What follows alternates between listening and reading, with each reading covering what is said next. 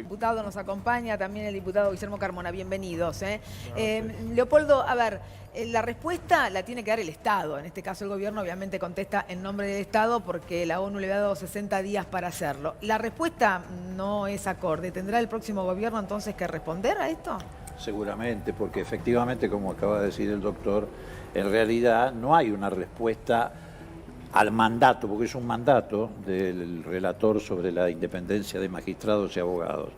Hay un panfleto político que es muy parecido a lo que en el pasado se hacían, por ejemplo, cuando la Comisión Interamericana de Derechos Humanos vino a investigar lo que sucedía en la Argentina. Sí.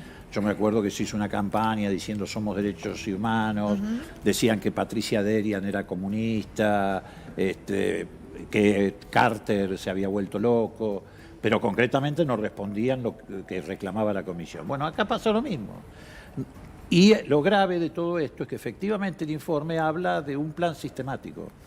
Y así fue un plan sistemático, organizado, piloteado, estructurado por la famosa mesa judicial. ¿Qué es la mesa judicial? Porque el que está del otro lado no se entiende. La mesa judicial es una especie de grupo de tareas que armó el presidente de la Nación al margen de la Constitución. La mesa judicial no figura en la Constitución, no figura en la ley de ministerios. La justicia se maneja desde el ámbito del Poder Ejecutivo. ¿Y quiénes estaban en esa mesa? Bueno, en esa mesa estaba el ministro de Justicia, estaba Angelici, estaba el doctor Rodríguez Simón Arias Pepín, estaba Pablo Clusellas, el secretario legal y técnico, estaba José Torello. Y esa mesa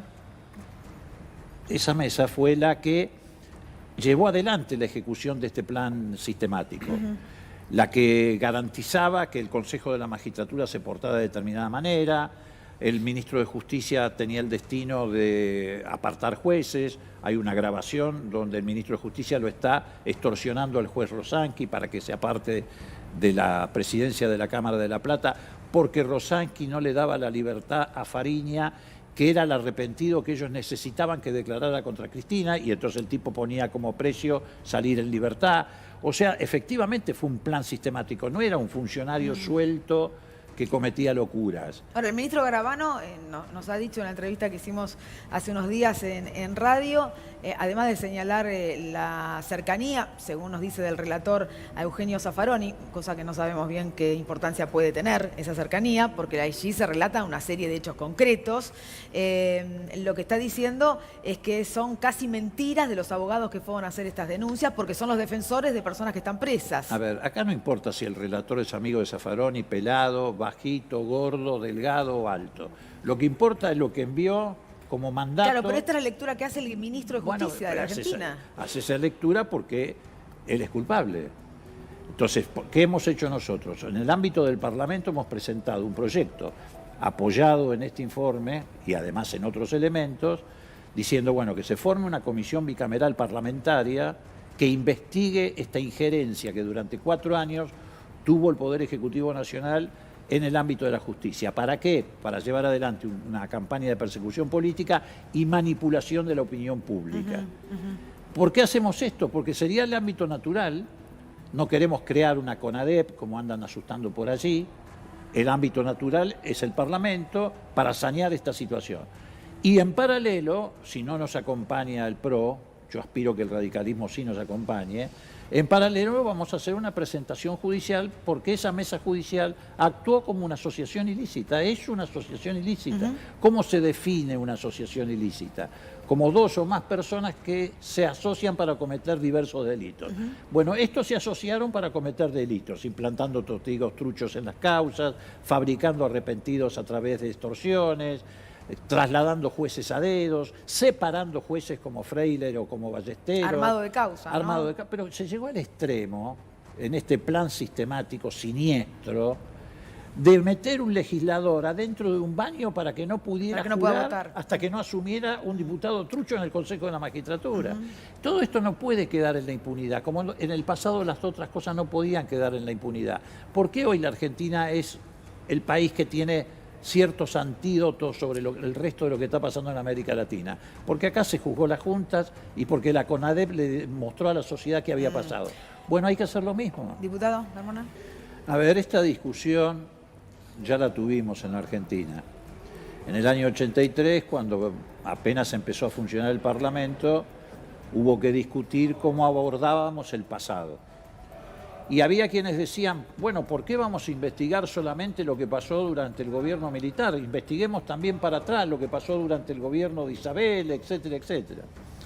Así que no es una discusión nueva. En realidad, lo que se investiga es si existe o no una organización estatal o paraestatal que violenta, en este caso, el Estado de Derecho, etcétera, o no. No se investigan acciones individuales de personas, la declaración de una candidata a gobernadora sobre FAI, sino si existió una acción estatal que violente el Estado de Derecho. Eso fue lo que resolvimos en el 83, investigar esa acción estatal. Y en este caso estamos en presencia de una organización estatal y paraestatal. La organización paraestatal no es Tupac Amaru. La organización paraestatal es D'Alessio, que funcionaba como tercerización de la AFI en estas operaciones. Y por eso aparecen estas causas truchas como principal denunciante, por ejemplo en la de gas licuado, que solo se sostiene a esta altura en la declaración de ese sinvergüenza, porque la pericia ha quedado demostrado que era una pericia trucha en el ámbito de la justicia. Así es. Ámbito de la justicia. Así es. O la operación que le hicieron al doctor Casanelo, el juez que llevaba una de las causas, que se la hacen desde la AFI el señor Miragaya. Que había estado en Olivos. Que había estado en Olivos, que se veía todos los días con Cristina, que tomaba el té con Cristina. Quedó demostrado que no era así, que los dos tipos que implantaron como testigos eran dos tipos truchos que están ahora procesados por falsos testimonios. Entonces lo que estamos tratando de investigar es cómo el Estado y organizaciones paraestatales violentaron el Estado de Derecho. Si quieren investigar declaraciones de fulanito, menganito para atrás, esa es una valoración de tipo político. Pero Cristina no tenía una mesa judicial por fuera de la Constitución que actuaba y se reunía con el presidente de la Nación como cabeza de esa organización una vez por semana para ver a quién echaban o quién... El presidente de la Nación llegó a pedir la destitución de un juez, en este caso Ramos Padilla, y además le dio instrucciones a Maíquez para que lo sancionaran el Consejo, sin que supiera todavía cuál era la carátula del expediente que tenía Ramos Padilla, que estaba todavía en secreto de sumario. Lo dijo en televisión, además, el presidente lo dijo en Hizo televisión. en televisión. ¿Por qué? Bueno, porque efectivamente la carátula no estaba, pero él sabía lo que iba a ir sucediendo y cómo se iba a ir desmadrando esa situación y conociendo esta porquería en la que actuaban los servicios de inteligencia en combinación con la mesa judicial y en combinación con sectores del Poder Judicial. Néstor. Sí. Llama la atención que se diga que una organización que construyó miles y miles de viviendas, barrios enteros, generó trabajo, generó piletas de natación para quienes nunca pudieron tener acceso a eso, es una organización que destruyó una provincia. Eso no tiene ningún sustento. Bueno, vamos a hablar. No, te decía, a ver, si yo fuera presidente lo designaría a Carmona ministro de Relaciones Exteriores. Bueno. Sin lugar a dudas. Gracias. Y coincido con él en muchos ¿Algún aspectos. otro lugar en lugar de ministro de Relaciones? No, Quizás no, puede estar ahí- en Cancillería. No, ahí Y coincido está. con él en muchos aspectos, pero tampoco podemos desconocer que Fernández asume en una situación regional muy, pero muy compleja, que no puede asimilarse a la que asumió Alfonsín, porque Alfonsín asumió rodeado de dictaduras militares Sí. tradicionales, que no es el caso, salvo lo que está ocurriendo en Bolivia, que para nosotros claramente fue un golpe de Estado que ha impuesto una dictadura. Pero asume rodeado de gobiernos de derecha, de carácter neoliberal en materia económica. Eso impone una situación que va a haber que manejar con mucha prudencia, pero que también con mucha fortaleza, porque está claro que toda América Latina está alzándose contra esos modelos neoliberales. El caso más paradigmático es Chile, que era el gran modelo, pero también está claro que Estados Unidos está haciendo una muy fuerte presión para sostenerlos, para que por esa vía pueda llegar a los recursos naturales, que es su objetivo. Por eso es muy importante lo que ocurre aquí en la Argentina.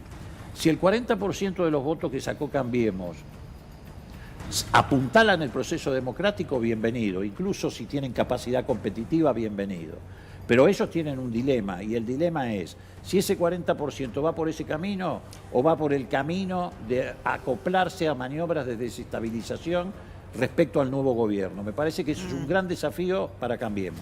A ver, Una Agustín. pesca, porque bueno, no es necesario subrayar que se ha producido una hecatombe en Argentina, se ha destruido el consumo, la producción, la inversión. Bueno, ¿para qué abrumar a la gente? La gente ahora está abrumada con el cinismo del gobierno que sigue insistiendo que hicieron las cosas bien, que echaron las bases para el crecimiento, o como lo escuchábamos recién a Macri, diciendo que estos 4 años se lograron muchas cosas, etc. Yo creo que va por buen camino.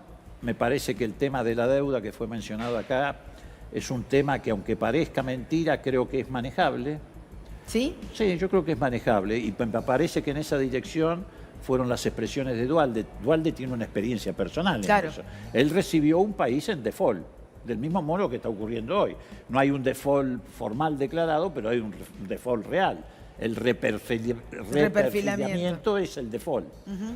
Y efectivamente se pudo llevar adelante eso. Me parece que los bonistas privados tienen hoy papeles en sus manos que deben valer el 35, el 40% del valor original. O sea, ya hay una quita de hecho.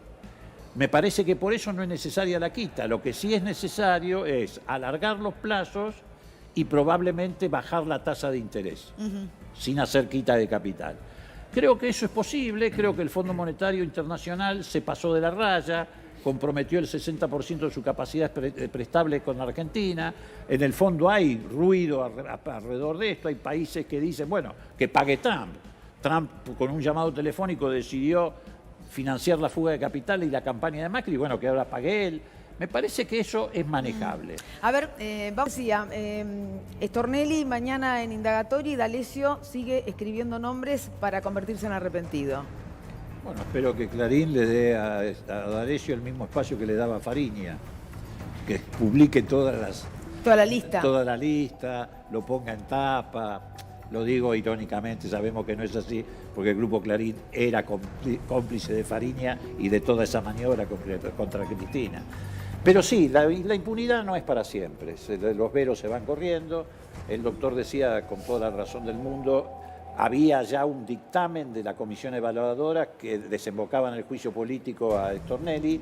¿Qué hizo el procurador, que también forma parte de esta mafia? Lo pisó, lo guardó en el cajón, no dijo que existía el informe, se lo dijo a Stornelli y dijo, bueno, presentate, yo mientras tanto te piso esto. No podemos esperar nada distinto de un procurador que se disfrazó de cowboy para ir a la Embajada de Estados Unidos el día que se hizo una celebración. Es increíble lo que ha pasado en Argentina. El procurador de la Argentina se disfrazó de cowboy para ir a la verdad embajada. esto, no es que está haciendo una figura Pero metafórica. y si buscamos la foto la podemos poner en pantalla. Bueno, es parte de toda esta porquería que armó el macrismo con la justicia. ¿Qué va a haber instituciones en Argentina? Destruyeron todas las instituciones. Sistemáticamente. Diputado. Sí, yo no quiero dejar de señalar, y no es una devolución de cortesía con Leopoldo por cosas dichas anteriormente, pero tuvo un papel muy importante el Congreso, tuvo un papel muy importante la comisión que preside Leopoldo Moró, la Comisión de Libertad Cuando de Expresión, citó al juez Ramos Padilla, ¿no? en función de poder poner en conocimiento público la declaración de un juez que, en función de la publicidad de los actos, hiciera conocer a la opinión pública argentina lo que estaba pasando en esta causa. Me parece que ha sido un papel fundamental del Congreso, y en esto el reconocimiento de Leopoldo, el importantísimo papel que jugó él como presidente. Verónica, vos que tenés varios nombres, ¿no? Ahí del gabinete. ¿Hay mujeres en el gabinete de Axel Kicillof? Pocas. Bueno, ¿Cómo te me pedí que haya más mujeres? Bueno, está Agustina Vila, Sí. que es secretaria académica en la Universidad de José C. Paz. Ella, bueno, trabaja con Federico Tea, que también aparentemente sería uno de los que integrarían el gabinete de Axel Kicillof. Pero bueno, vamos a hacer contraste. En el gabinete de María Eugenia Vidal no hay ni siquiera ni una mujer. No, Bueno. pero además te adelanto que va a haber otras mujeres en el gabinete. Ah, No, bueno, sí, está hay también- información acá, ¿eh? No, Fernanda Raberta. Ahí está, por ejemplo. Se está hablando de Fernanda Raberta como ministra de Desarrollo Social, es cierto. Bueno, entonces va a haber alguna mujer, Leopoldo. Y alguna- vos Y decís algún- que Guillermo Carmona tiene que ir a Cancillería. Yo No hice- digo ministro, no, No, generemos bueno, un problema. pero Pero puede ser parte. Sin lugar a dudas sería un Voy a aporte reiterar extraordinario. lo expresado por Arias Duval vale para mi caso. No hablé con nadie tampoco. Han sido muy amables, caballeros, doctor. Muchísimas gracias. Nosotros nos despedimos. Regresamos.